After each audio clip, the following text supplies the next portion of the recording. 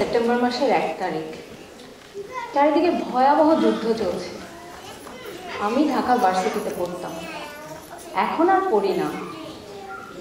আমি থাকি আমার চাচার বাড়িতে, কারণ আমার বাবা মা বেঁচে নেই। আমার চাচার অনেক প্রভাব প্রতিপত্তি। পাকিস্তানি সেনাবাহিনীর লোকজন আমার চাচার খুব প্রিয় বন্ধু।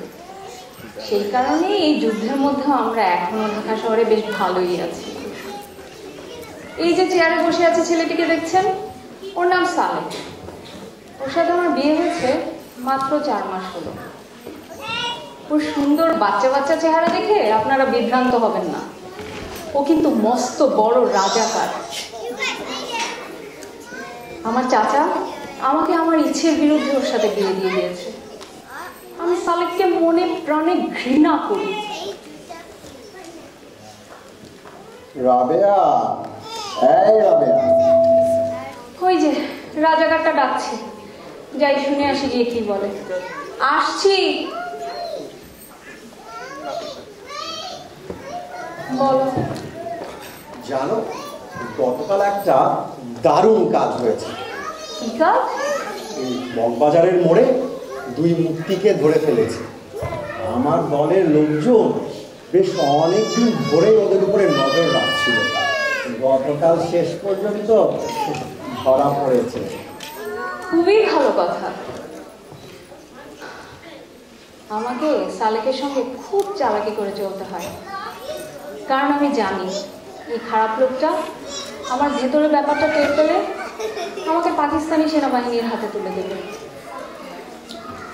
ওই যে পাকি মেজর সাহেব দারুণ খুশি হয়েছে, বলেছে এইভাবে চালিয়ে যেতে পারলে আমার ভবিষ্যৎ উজ্জ্বল। তোমার ভবিষ্যৎ উজ্জ্বল মানে তো আমারও ভবিষ্যৎ উজ্জ্বল। দেখো রাবে, এই মূর্তিদের আমরা উৎখাত করতে পারবো। সেই দিন আর বেশি দূরে নেই। লড়কে লেঙ্গে পাকিস্তান। নিশ্চয়ই নিশ্চয়ই। তুমি আর আমার চাচা, তোমাদের মতো 2 দেশপ্রেমিক থাকতে মুক্তিদের তো আমি কোনো সুযোগই দেখছি না। এই না সাচ্চা মুসলমানের মতো কথা। তুমি জানো, আমি ওই একটা একটা করে মূর্তিকে যখন ধরি আর মারি, আমার ভেতরে একটা তীব্র আনন্দ হয়। জালিমের বাচ্চা জালিম। কি কিছু বললে? আরে না, কি বলবো, তোমার কথা শুনতে খুব ভালো লাগছে, তাই বলছিলাম আর কি। যা, তোমার কথায় খুব খুশি হলাম। আচ্ছা, আমি বরং একটু বাইরে যাই, বুঝলে, অনেক কাজ পড়ে আছে। ঠিক আছে। জানেন, সালেক যখন এভাবে মুক্তি বাহিনীর বিরুদ্ধে কথা বলে, আমি মনে মনে তাকে খুব খারাপ একটা গালি দিই। বাসায় কেউ আছেন? কে কে?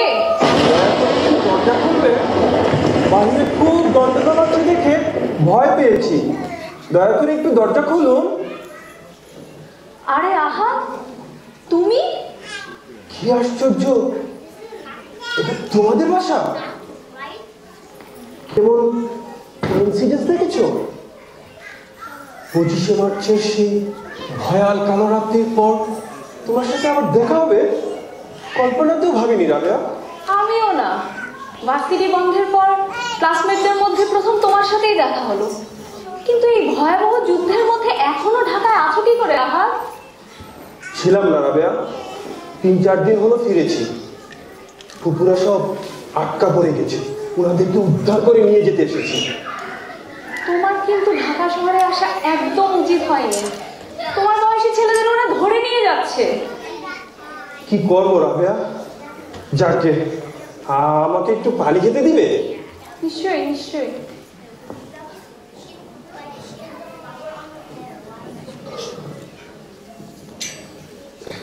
কিন্তু তোমাকে এখানে বেশিক্ষণ থাকতে দিতে পারবো না।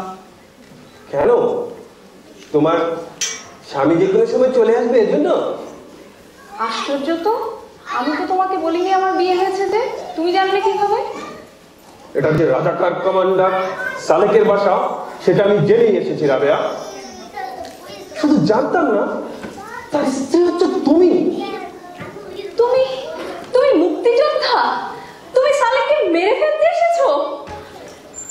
রাবেয়া, সে আমার 2 সহযোদ্ধাকে পাকিস্তানি বাহিনীর কাছে ধরিয়ে দিয়েছে।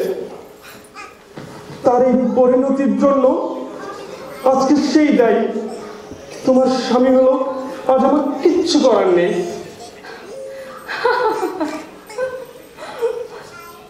হাসতে কেন রাবেয়া? হাসছি কারণ আজ আমার মুক্তির দিন।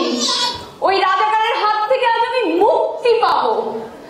রাজাকারের সাথে বিয়ের জীবন বড়ই কষ্টের। তুমি না মারলে একদিন আমি তাকে মেরে ফেলতাম। রাবেয়া, রাবেয়া,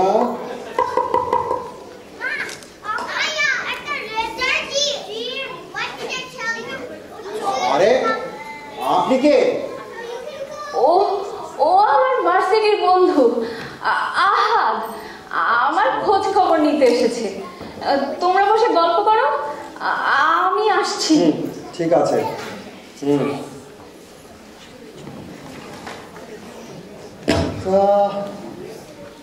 যুদ্ধের এই কঠিন সময়ে ঢাকা শহরে কি করছে?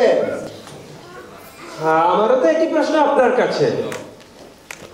যুদ্ধের এই কঠিন সময়ে স্ত্রীর সহ ঢাকা শহরে বসবাস করছেন কিভাবে? পাকিস্তানি বাহিনী যেখানে মেয়ে দেখলেই ধরে নিয়ে যাচ্ছে। আপনি কি করেন? মুক্তার আর তারেককে চেনেন? যে 2 মুক্তিযোদ্ধাকে আপনার লোকেরা পাকিস্তানি বাহিনীর কাছে ধরিয়ে দিয়েছিল গতকাল। আজ সকালেই ওদের হত্যা করা হয়েছে। ওরা পাকিস্তানের শত্রু। আপনি কি ওদের দলের লোক? তোর এত সাহস? মুক্তার আর তারেকের মতো তোকেও যদি আমি গুলি করে না মেরেছি, আমার নাম সালেক রাজাকার নয়। আপনি কি বুঝতে পেরেছেন আমি কি জন্য এসেছি? মুক্তার আর তারেকের আত্মার শান্তির জন্য হলেও আজ আমাকে একটি কাজ করতে হবে। এক ভয়ঙ্কর রাজাকারকে হত্যা করতে হবে। আমাকে ক্ষমা করে দিন, আমি বাংলাদেশের গোলাম হয়ে থাকবো। এই যে আমার সোনার পাকিস্তান, না না না ভাই, আমার সোনার বাংলাদেশ, আমি তোমায় ভালোবাসি। খবরদার রাজাকার, বাংলাদেশের নাম মুখে নিবি না। তোরা খোলে খোলে ভুল পাল্টাবি, কিন্তু পাকিস্তানের প্রেম ছাড়তে পারবি না। রাবেয়া, এই রাবেয়া, আমাকে বাঁচাও। রাবেয়া, তোমার রাজাকার স্বামীকে বাঁচাও। তোমার দায়িত্ব পালন করো আহাদ। স্বামীর মৃত্যুর শোক আমি সামলে নিতে পারবো। তুমি কি বলছো? তুমি রাজাকার, তুমি বাংলাদেশের শত্রু। মুক্তি সেনাদের ধরিয়ে দিয়ে এসে উল্লাস করে যখন তুমি আমাকে গল্প বলতে, আমার ইচ্ছে করতো দাঁত দিয়ে কুপিয়ে কুপিয়ে একটা রাজাকার কমিয়ে দেই। না রাবেয়া, না, আমাকে রক্ষা করো। আমি আর কখনো মুক্তিদের মারবো না। আমি বাংলাদেশের গোলাম হয়ে থাকবো। না, তোমার মতো দেশের শত্রুকে আমি বাঁচাবো না। নিজের পরিণতির জন্য প্রস্তুত হও। বিশ্বাসঘাতক, তুমি চরম বিশ্বাসঘাতক। দেশের মানুষের সাথে বিশ্বাসঘাতকতা করেছে যে, মুক্তি ভাইয়ের লাশের উপর উল্লাস করেছে যে সে আমাকে ডাকছে বিশ্বাসঘাতক। অমন বিশ্বাসঘাতক হতে আমার কোনো অনুশোচনা নেই। আগে যদি কখনো টের পেতাম, তোর জায়গা হতো ওই পাকিস্তানি সেনাদের ব্যারাকে। চুপ কর রাজাকারের বাচ্চা, মৃত্যুর জন্য প্রস্তুত হও।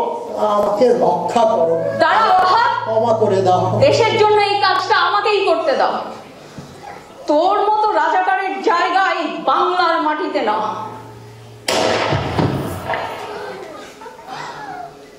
জয় বাংলা, জয় বাংলা।